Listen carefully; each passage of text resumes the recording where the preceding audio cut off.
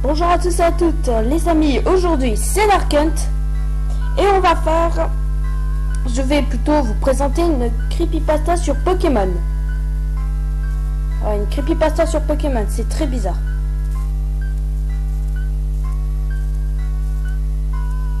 Je vais arrêter cette musique parce que là ça commence à me défoncer les oreilles. On va parler de la musique de l'avant-ville. Alors c'est quoi le problème avec cette ville? Bien, je vais vous expliquer. Sa musique est très bizarre et très angoissante. Comme vous l'avez entendu, ça vous a peut-être fait mal aux oreilles. Moi, ça m'a fait super mal aux oreilles. Je vous jure.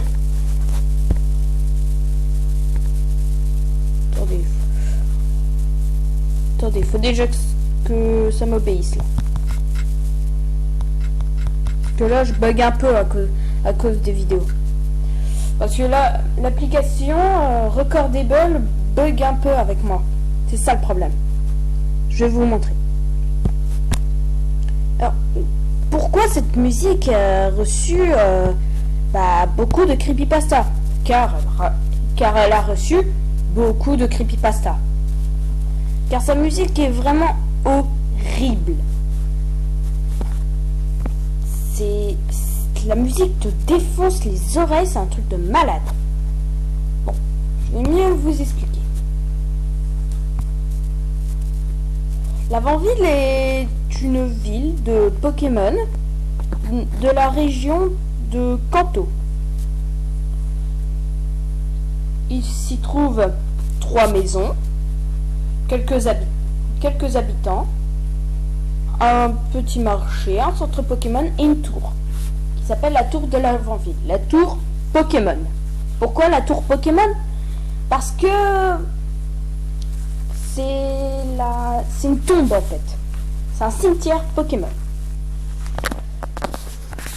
L'un des plus connus de tous les cimetières Pokémon. Car il y en a plusieurs. Dans chaque région, il y a un. Il y en a une. Il y a beaucoup de mystères dessus. La musique a provoqué des choses étranges. On va d'abord parler de la musique. La musique a provoqué des choses vraiment étranges.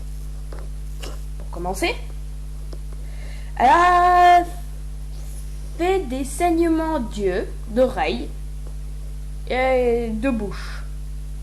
Mais ceux de bouche, je sais pas.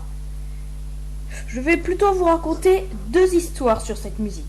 La première est celui qui a fait cette musique. Son père était à l'unité 731.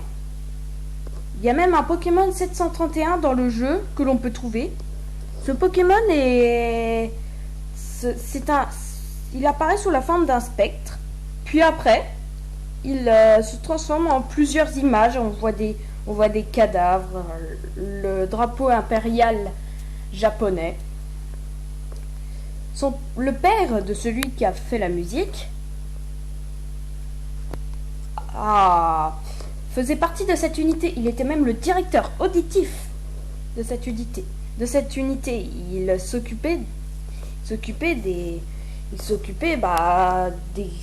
faisait des tests sur des cadavres ou sur des hommes encore vivants. C'est vraiment très chelou. Alors son fils, je suis pas sûre qu'il a pu retrouver quelques notes, que son père lui a dit certaines choses, et puis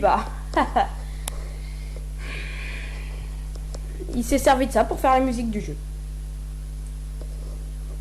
Il s'est suicidé peu de temps après. Vous allez vous dire pourquoi? Parce qu'en fait, il allait aller en prison et tout pour avoir fait ça. Et en plus, comme on le sait maintenant, on a découvert que il a fait exprès. Alors c'est horrible. Alors il aurait pu être en prison ou condamné à mort. C'est pour ça qu'il s'est suicidé. Il faisait, à ce qui paraît, la légende dit qu'il faisait écouter en boucle la musique de l'avant-ville à son petit-fils. à son fils, pardon. Et bah, ça fait des trucs bizarres. Au début, bah, pour lui, son but c'était de créer une armée dont la personne qui travaille chez Nintendo et qui son père faisait partie de l'unité 731 serait le maître. Ça n'a pas trop marché. Des centaines d'enfants sont morts pour rien. On peut le dire. Alors bah après, il faisait écouter en boucle la musique. Sa mère, la mère du jeune, la mère du petit, la femme de celui qui a fait la musique, elle a remarqué qu'il se faisait des signes bizarres sur sa peau avec un couteau de cuisine après avoir écouté la musique de l'Avant-Ville en boucle. Peu de temps après, ce qui est extrêmement dommage, après le suicide de son père, le petit meurt sur une autoroute. Il y a une autre histoire que je vous raconterai dans une deuxième partie de ces creepypasta, parce qu'il y en a vraiment beaucoup. Prochaine creepypasta, le Game Over.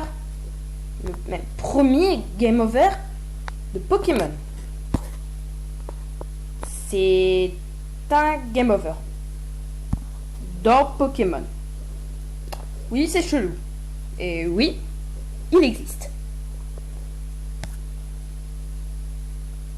Je vais plus vous expliquer parce que cette image n'est pas très très claire quand même. Alors, en fait, si vous allez au sommet de la tour de l'Avant-Ville, il y a une allée. Une allée vide. À l'excepté de 2 statues avec 2 tombes au fond. La première tombe, rien de spécial, mais la deuxième est très bizarre. Un dialogue se lance et un combat se fait contre un zombie. Comme son équipe est un gros tas de morves, il y en a un autre, je sais plus c'est quoi, et 2 mains blanches. Si vous connaissez pas le Pokémon main blanche, c'est normal.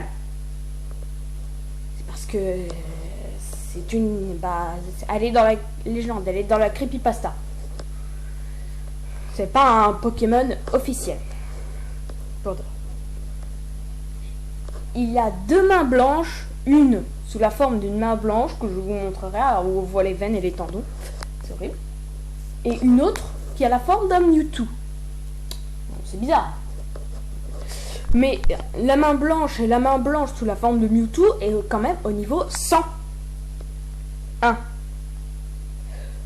Ils sont au niveau 101. La défaite est inévitable. Si vous perdez, il dit finalement, le texte marque finalement viande fraîche. Et vous voyez ce game over. Ce game over où on voit Red se faire dévorer vivant par un zombie. Personnellement, je trouve ça horrible. Ah oui. Deuxième petite chose, la couleur qui symbolise la mort au Japon, c'est le violet. C'est pour ça que les maisons, les maisons sont violettes. Parce que ça symbolise la mort. Mais à votre avis, que faisait Régis à la tour de l'Avant-Ville? Non, il n'avait pas entendu parler de cette histoire. Pas du tout. En fait, il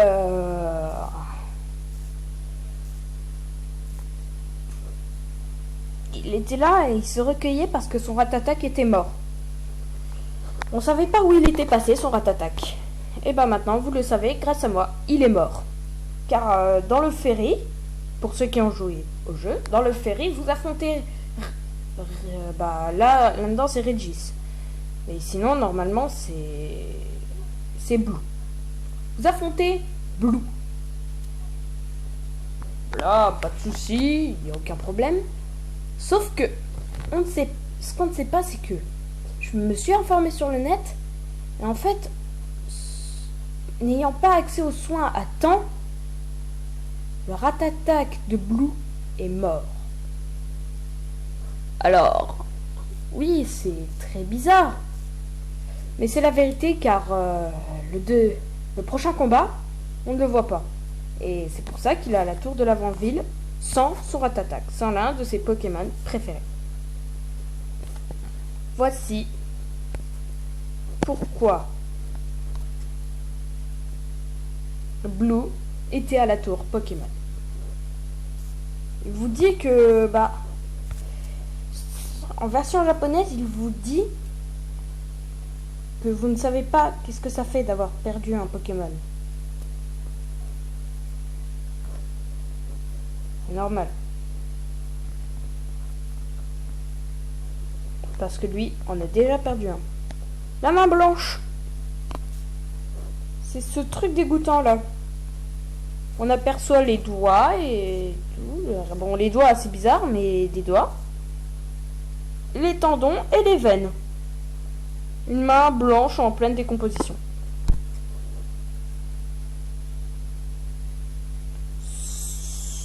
Faut l'avouer, moi j'ai jamais vu un truc aussi bizarre dans Pokémon.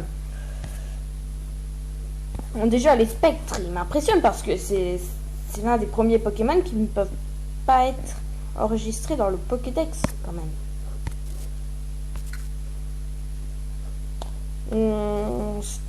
C'est un zombie qui a ses mains blanches. C'est un zombie.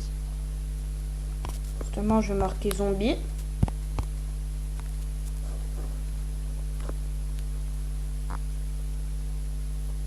Dans le manga, on voit des Pokémon en pleine décomposition, des fantômes de Pokémon morts avec Red.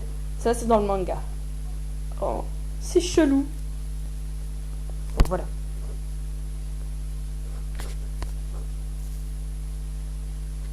C'est une main blanche avec un Mewtwo.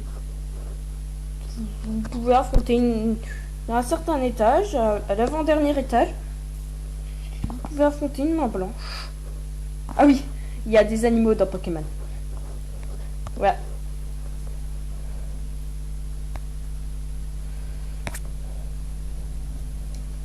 Ouais, c'est très bizarre. Mais c'est comme ça.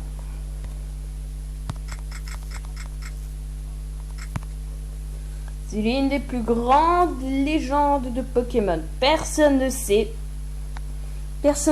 pourquoi il a été créé, ce zombie. Personne.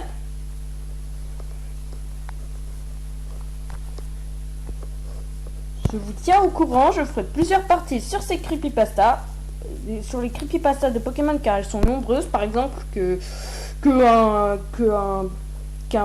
le bébé d'un Kangourek c'est en fait un osselet. Je vous expliquerai ça plus tard dans une autre vidéo. Et etc. Beaucoup de choses à découvrir, beaucoup de choses à expliquer sur cette ville. On n'a pas encore tout expliqué. Et moi, je vous dis salut!